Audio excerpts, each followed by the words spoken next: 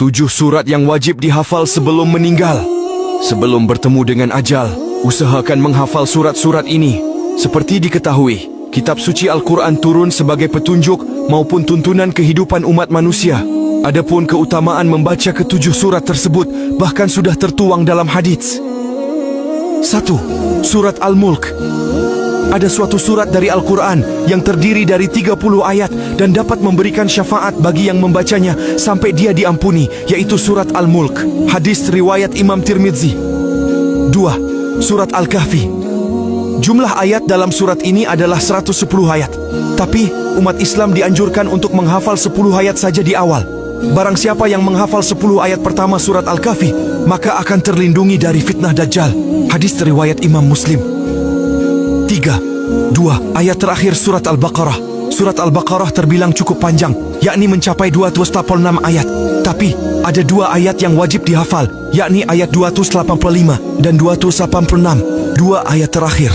Barang siapa membaca 2 ayat terakhir dari surat Al-Baqarah pada malam hari, niscaya ia akan diberi kecukupan. Hadis riwayat Bukhari, nomor 5009. 4. Surat Ar-Rahman. Menghafal surat Ar-Rahman membawa manfaat yang tidak main-main. Memiliki arti yang maha pemurah. Surat ini terdiri dari 78 ayat.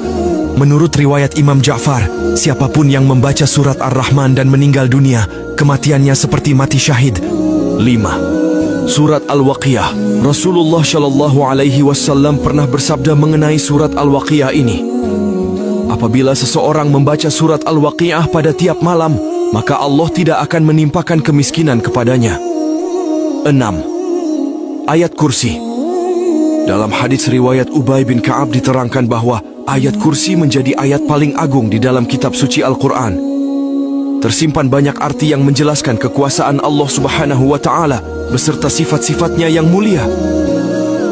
Rasulullah Shallallahu Alaihi Wasallam bersabda, sesungguhnya segala sesuatu pasti memiliki punuk, dan punuknya Al-Quran adalah surat Al-Baqarah, yang di dalamnya terdapat penghulu dari ayat-ayat suci Al-Quran. Ayat tersebut adalah ayat kursi. Hadis riwayat At-Tirmidzi. 7. Surat As-Sajdah. Nabi Muhammad Shallallahu Alaihi Wasallam rutin membaca surat As-Sajdah. Hadits riwayat Imam Ahmad mengatakan, Nabi tidak akan tidur sampai beliau membaca Alif Lam Mim Tanzil, As-Sajdah, dan Tabarakalladzi biyadihil mulk, Al-Mulk.